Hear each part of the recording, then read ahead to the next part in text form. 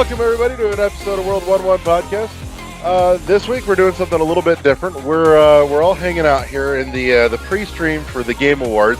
We're also going to be sticking it out here on Twitch live and doing subjecting the Game Awards to our awful commentary as well. But for the hour or so preceding, we figured we'd squeeze in our regular weekly episode. So if you're joining us, this is the first time we're doing an episode live on Twitch.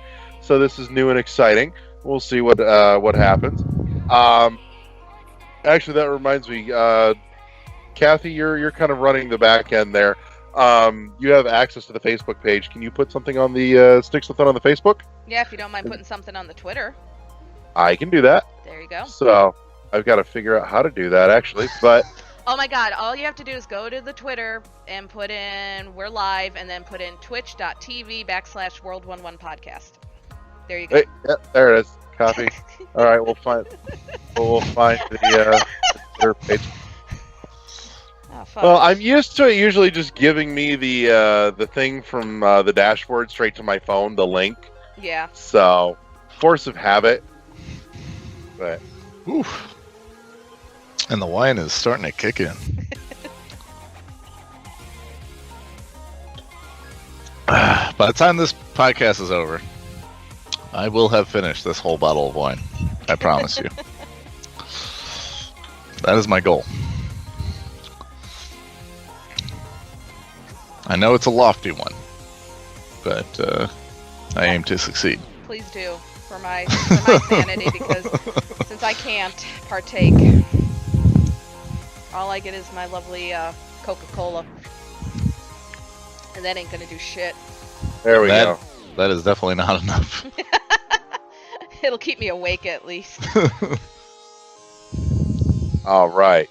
So, with that said, let's kick this off with the usual call to action. You can, of course, always find us at our new home now at Podbean. That's going to be world11.podbean.com. 11 all spelled out, all one word. For those of you that are still picking this up on Shout Engine, we'll still have the next couple episodes posted on Shout Engine before we discontinue there, and they will all have links in the description to the new host Podbean, where you can find us as well. So make sure you check out that link and bookmark that going forward, and subscribe to the new RSS feed, so that way you get all your updates, don't miss anything. For those that are listening by way of Google Play Music, you shouldn't have to do anything. We've already got the RSS feed switched. Anybody that listens to us on iTunes, I'm trying really hard. I've been arguing for almost a week now with Apple, trying to get our RSS feed switched over so you don't have to do anything either.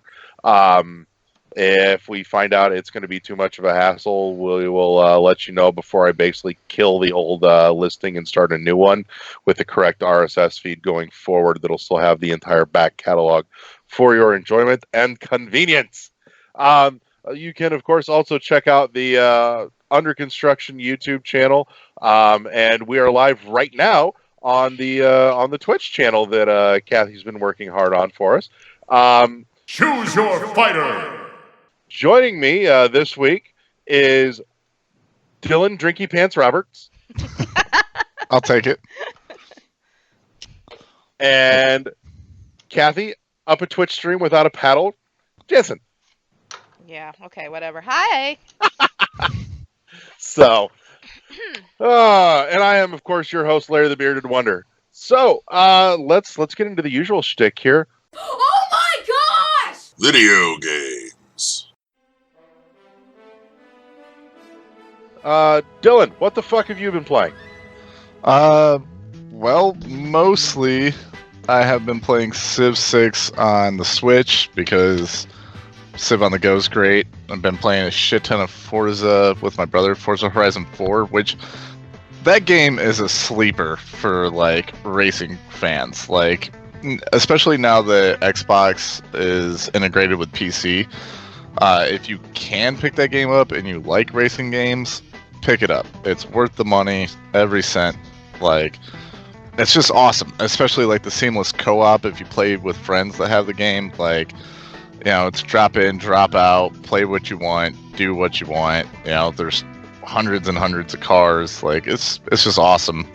Play it, buy it, do it. I don't know how much that qualifies as a sleeper.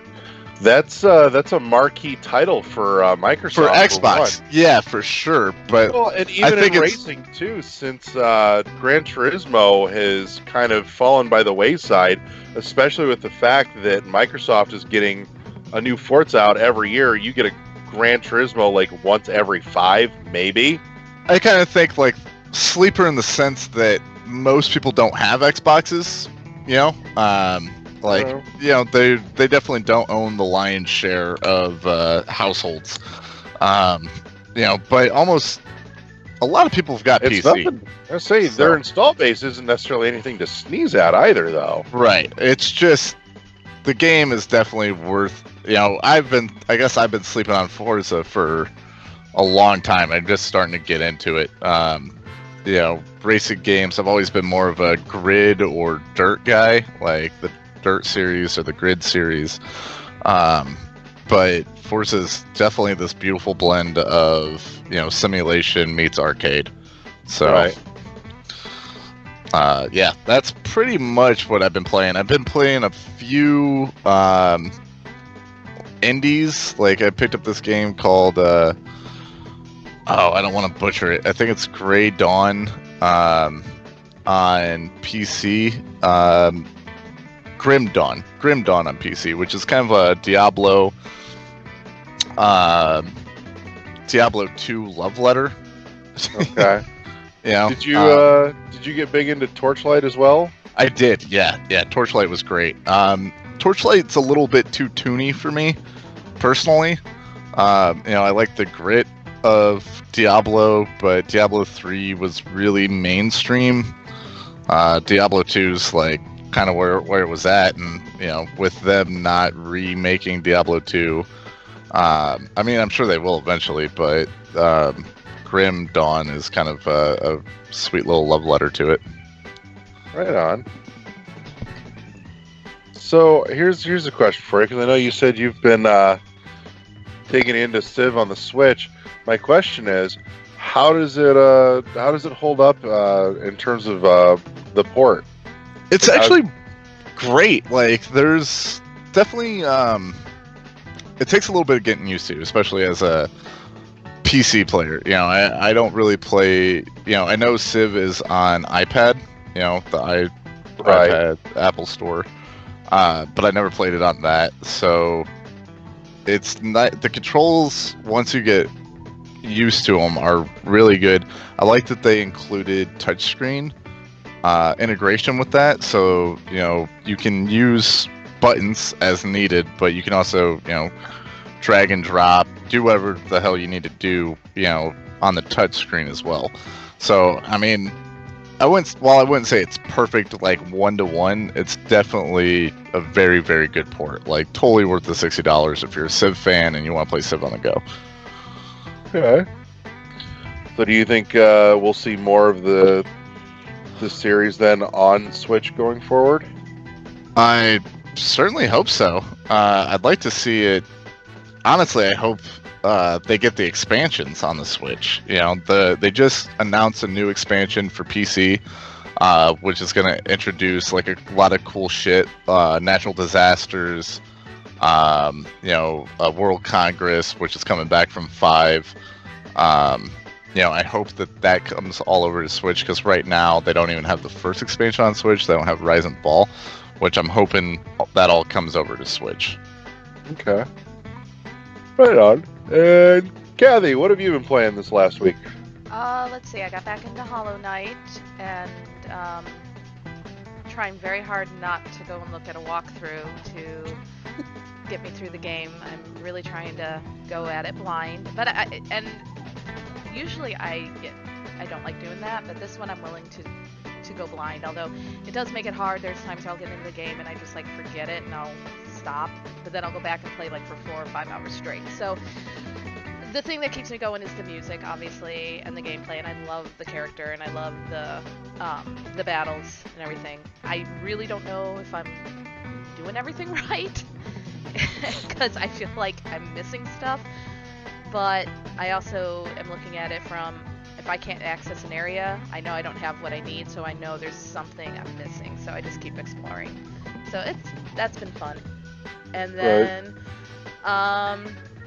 everyone's favorite, Fortnite, has been, I finished, Season 6 All finished. aboard the short bus.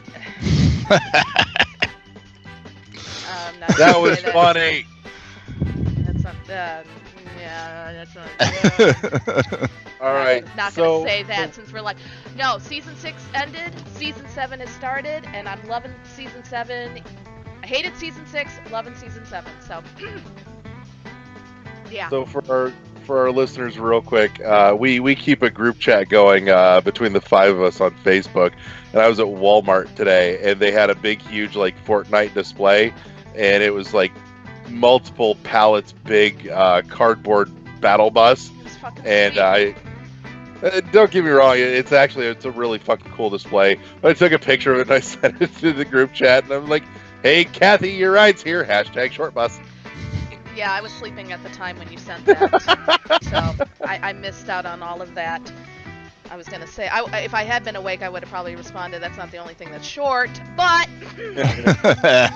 but I'm a nice person and I don't say those things. I'm nice to everybody, sort of. Don't worry, we'll beat it out of you. What kind of freaking group did I join that you're gonna beat me?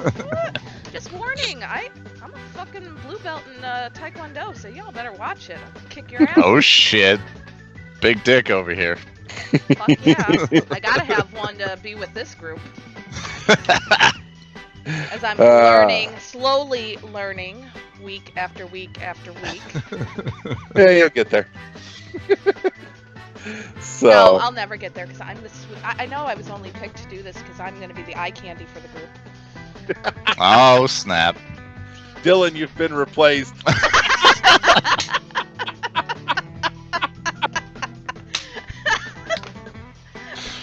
Damn, dude, and I was working on my Justin Bieber jawline.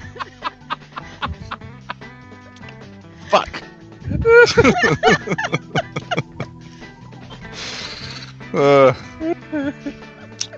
I said Justin Bieber. It should have been Justin Timberlake. He's got that I was gonna jawline, say, right? why are you going with the Biebs? The Biebs is Yeah. No.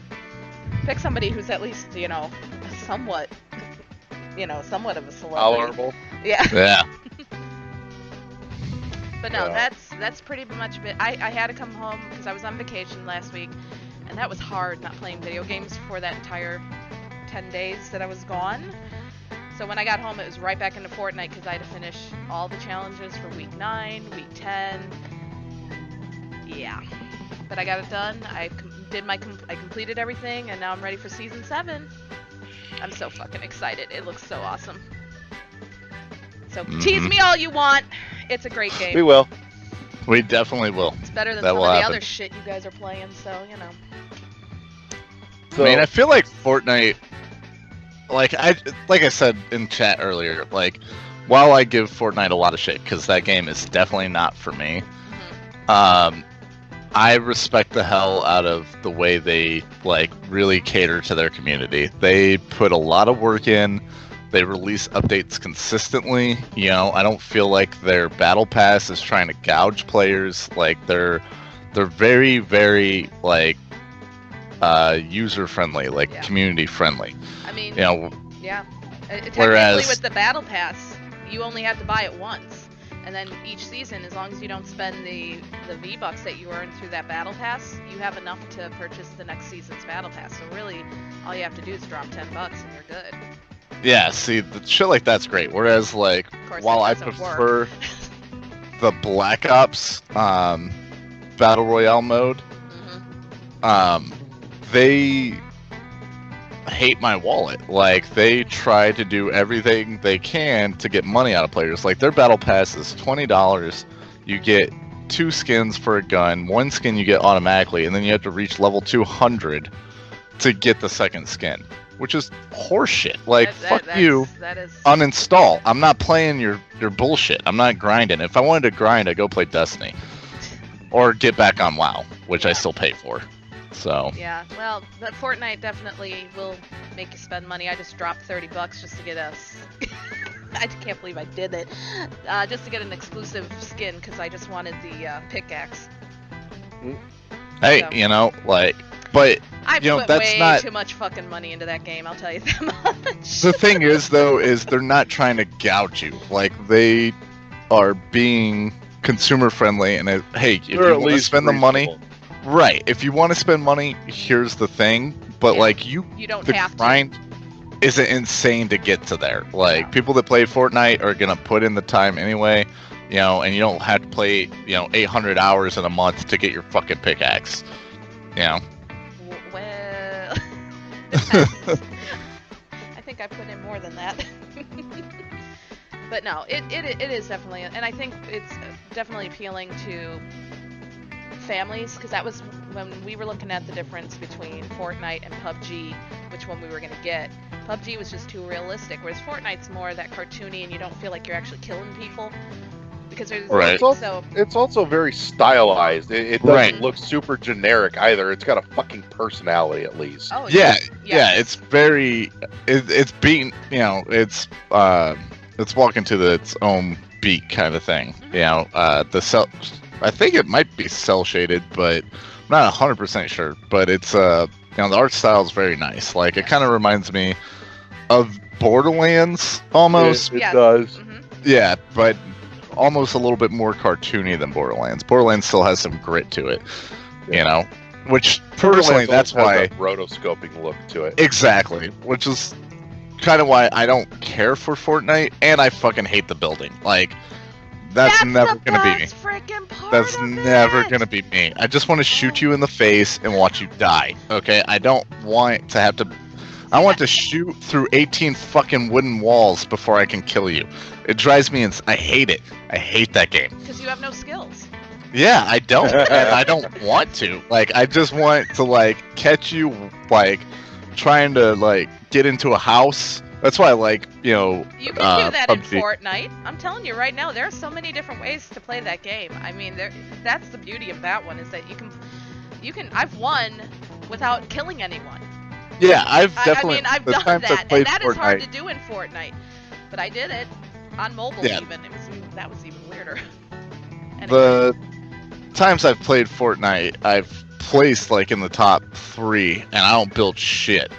But like once you get to those top 5, top 10, like the people that know how to build and are good at building are gonna shit on you. Like. Yeah. You're not going anywhere. You're getting pooped on. It's not happening. Like, so that's my biggest complaint with Fortnite. I like Fortnite. I wish it had a mode for people that don't want to build. Well, like I'll if we could create just one. throw that in, dude, I'd play it. I would play it. Because now that they've got their creator mode, it's like, oh, Mario Maker, Fortnite Maker. But yeah, apparently they got this creator mode. I'm gonna have to check it out and see exactly what you can do. Maybe there's an option to say no building. And Yeah, all you do is start shooting. I would play the shit out of that game if there was no building, because like I like the goofiness of it. Like every time I play with like my brother and my other friends, and like we push around each other in the cart and drive by people. Like we just goof off, But it's a lot of fun. It's fun to goof off in that game. Oh, it is. It is. And they definitely have an interesting take on the vehicles, from the shopping carts to the golf cart to the four-wheeler, and now planes are in the game, which I'm like, where else are you going to be able to fly a plane and shoot everybody down? So yeah. And I personally, all the characters, I like them. I play always as the female characters though, because they look better from the back than the men. I mean, that's facts. You can't argue that. Well, you heard about the issue with the one character from last season. Did you hear about that? There was some animation. No. So the Battle Pass skin, her name is Calamity, and she was kind of a progressive character, so she had multiple clothing options. Well, her first one was just a white tank top and jean shorts. Well, I guess during the production, the guys at Epic decided to add some animation to the chest I'm liking area. where this is going. They forgot to take that out. So when she would do some of the emotes, she'd be jiggling. And none of the other women would. So it became this big controversy talking about Calamity and the jiggle. Dead or Alive Extreme Beach Volleyball. Pretty much. Ain't nothing wrong with a little jiggle. All right. Well, Gotta have those AAA jiggle physics, otherwise it's worth it. But apparently Epic there was a big controversy on it. Of course, people were getting all up in arms because, certain emotes when she would do it. But they took it out, unfortunately, so can't go in and look. But I'm sure there's plenty of videos out there. I'm sure it exists on YouTube Oh, somewhere. of course, yeah, it probably. does. So, but it won't exist on Tumblr for much longer. Oh, dude, Tumblr's fucking up. What? So, yeah. The Tumblr. So they've now officially titled it. It's no longer the Tumblr Apocalypse. They're going with the Tumblr Snap. It makes sense. It does. They're wiping out half of all Tumblr. Yeah.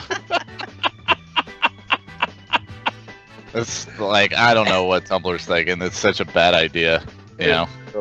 I know what they're thinking. I mean, They're trying to be advertiser, well, not even advertiser friendly. They got that, child pornography thing happened on there. Yeah, that's a big part of what happened is that, it slipped through because what apparently got uploaded wasn't in the national database for them to check it against. Right. And so up it went, and suddenly, oh. Yeah, ooh. So that's not a good look. No, I mean, but the thing is, they did their due diligence. I mean, it really wasn't anything that could be helped aside from,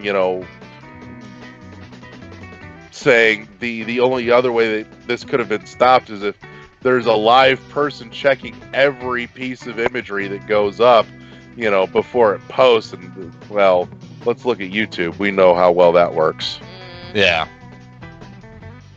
So, but yeah, that's the thing. Oh, and Kathy, I was going to tell you too, as far as kind of getting lost with Hollow Knight, there's a reason I recommended pen and paper, because at this point now, you're noticing your map doesn't really update until you hit benches and stuff, or until you get a new map for a new area. That's why I suggest setting pen and paper, so that way you can kind of doodle your map out as you go along. I don't for the doodle areas maps. No, that's No. too much work. Hey, Do you play any tabletop RPGs ever? I'm sorry? Have you ever played any tabletop RPGs? I was not a dingbat, no. Oh, you wound me. No, I'm kidding. No, I never did play. Well, again, I'm a girl. Nobody wanted to play with the girl. Hey, I've had loved- plenty of girls Not in my where I- tabletop RPGs. Nobody ever invited. Okay, but you're also younger than I am. I grew up in a different time. That's true. That's true. And Fair enough. I mean, I've had this discussion. did you on grow this up in the podcast. land before? Long neck. Oh, fuck me up the I got to ass. make a land before time joke. Fuck me That never up happened. The asshole right now. Oh my gosh. Yep. You sure did. There it is. Hi, I'm Ducky. Yep. No, but I've discussed this before. When I grew up, girls didn't play games. They didn't do the tabletop or role-playing games. They didn't know, who wanted to have a girl there. So I was left out. I just feel like that's really an oversight by nerds of your generation. Like, why not invite the girls? Like, bring the girls in. Because I had cooties. That's dumb. Like, and I kicked their asses in the games. That was the other reason. So who wants to be? well, beat that by can a be girl? off-putting. That can Yeah. be off-putting. Yeah, but like, the nice thing about especially D&D is it's not a, you're not playing against each other. You're playing with each other. Like, it's you against the DM. I mean, Yes. unfortunately, right now I play with a lot of inexperienced players, so I DM a lot, and I miss playing the, actually playing the game. But No, I would have loved to have gotten into it because I actually would buy the player's guide, the books. Player's Handbook? Yeah, I would, and just read through them. So it's not like I didn't know, or it just I never could find anybody who'd let me join. And I also, my family was very much not supportive of playing games. It was seen as a toy. Again, growing up in the 80s and 90s. And it was more okay for my brother to play than I could play. I mean, God, I'm still sore about the fact that my parents wouldn't let me buy a Sega Genesis. And then 3 months down the road, they turn around and buy one for my brother.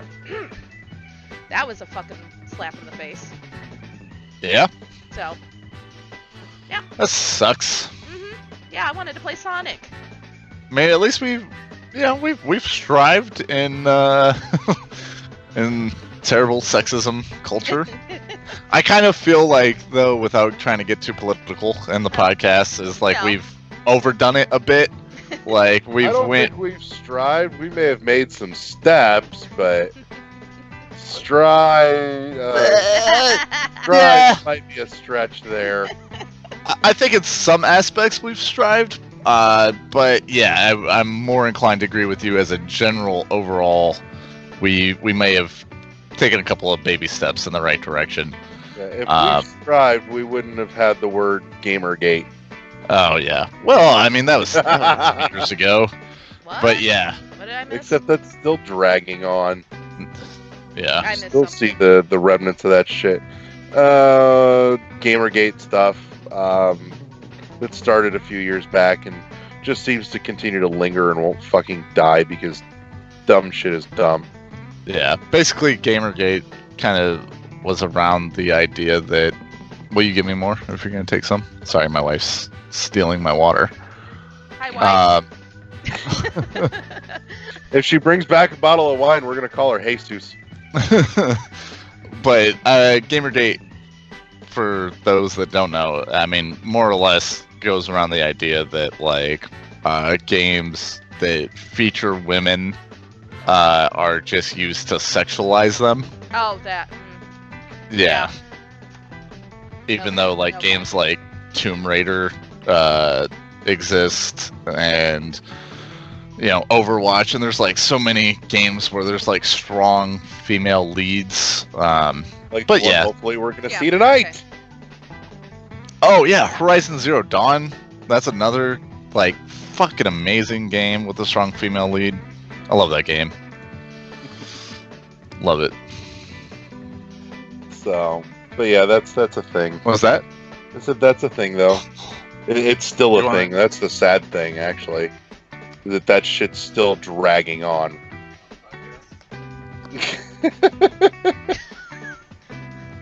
Love you. Love you too. Here's my heart. Good night, beautiful. Ooh. Sweet dreams. Good night, gorgeous. Straight to the moon, Alice. But yeah. So to wrap up what we've been playing, I've been let's see here. I picked up Bendy and the Ink Machine today. Actually, I actually got to play through the first 2 chapters of that. And there's what, 5 chapters? I believe so. Yeah. Yeah. So I'm 20% It's like of the way. I said, it's been a while since I played that game. So Right. It's good. It shouldn't be, but it is. Oh my gosh. It's fucking weird. Like, I really like the game, but I'm looking at it objectively going, I don't really have a reason to say this game is good. Because from the puzzle aspect, the puzzles are literally just fetch quests. And not necessarily even good ones at that. And the combat isn't really much of anything to speak of. But holy shit, just like the ambiance, the atmosphere, and the story, the voice acting, the writing is all superb. And it kind of makes up for it to the point where this game is like greater than the sum of its parts. So, I'm really enjoying it. Visually, it's quite striking. It kind of gives me vibes of... we were talking beforehand, and it's too good of a description not to reuse publicly. This game is kind of like Bioshock butt-fucked Steamboat Willie, and this is their unspoken love child. That is Well, not speaking an of image Bioshock, I I just want to run a quick poll here because me and my brother have different opinions on this, and I don't know. Just bring I it have up. many opinions about Bioshock. What is your favorite Bioshock? Ooh, that's a tough one. I know mine. I know mine, but you know, me and my brother have largely different opinions on what we believe is the best Bioshock in the series. Oh, go ahead. Sorry, Larry. No, you first, because my answer will probably not surprise anybody. Well, I don't think mine's gonna surprise any. Well, yeah, maybe because nobody knows me. Mine is Infinite. I like that one more than the original, and I definitely, if I put them in order, it's Infinite, Bioshock, the DLC for 2, and 2 is kind of a distant. I didn't care for that one, so. But Infinite was my favorite. I am like in the those same exact boat you are. Those are exactly. Oh my God, we agree on something. Holy Those are shit. my exact. Like, Infinite to me, the story of that game was holy shit. Yes. Like, the way it just completely came full circle. Yes. Ugh. Yes. Yeah. That was one of those oh shit moments, and I was Yeah, like, oh it's my been a God. long time since a game did that to Yeah. me. Like, where I was just like, wait, what? Like, Yes. yeah. Mhm. All right, Okay. Larry. So, let it be said, I adore all three Bioshocks. I do. Like, I I like love 7. every one of them for varying reasons. And he doesn't agree with us on any of this. Yeah. Well, I do to a degree. Becomes the Like I said, elitist. No, it has nothing to do with elitism at this point. I just have a personal preference, and I will own the fact that it is just that. It is a personal preference. I like Infinite. The story was phenomenal. Visually, it was astounding. My hang up with Infinite was at the end, basically just the endurance airboat ride or airship ride. That just Okay. fucking sucked the fun out of it for me. Okay, I can see But that. I mean, Yeah, like I can also see that. That's fair. yeah, visually striking. Like when I picked it up, the first thing I did is I sat down and I turned the 3D feature on my TV because anything that has that real vibrant cartoony pop shows up really well with the 3D effect on my TV. Oh, nice. Yeah. So, like that opening scene with the cathedral with all the candles and the stained glass and the water on the floor. Oh my I God. bet that was gorgeous. Oh, stunning. Dylan, at some point you got to come over and see it, actually. It's really fucking cool. But in any case, so I liked Infinite. Screw it. I'm calling it 3 at this point. The story was really good. I liked the themes that they got into. It was absolutely fascinating. Kathy and I talked about this a little bit last night, but 1 and 2 are kind of like photo negatives of each other, and I strongly compare them in terms of structure to the difference between Metroid Prime and Metroid Fusion. Bioshock 1 to me is very much Metroid Prime because it's entirely open. You can free roam all of Rapture at your leisure. You know, as so long as you're progressing. You know, you can always go back to any other part of Rapture at any point, no problem. And the first 2 acts in Bioshock 1 were spectacular. My problem with 1 is that in the 3rd act, it all kind of fell apart. The finale and the last boss fight just really failed to deliver. And honestly, I've said it before, and it's probably been a year or 2 since I've talked about it, but there was an easy fix here that would have rectified the problems with the end of Bioshock 1. And it's when you meet Andrew Ryan at the end. And, you know, he hands you the golf club. And it's a fucking cutscene. The smarter way to do this would have been, instead of making it a cutscene, pull a valve. Don't take away player agency.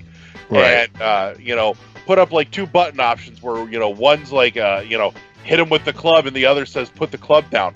But the catch is, because it's fucking mind control, no matter what you push, even if you're trying to put the damn club down, you're going to fucking kill Ryan with the club.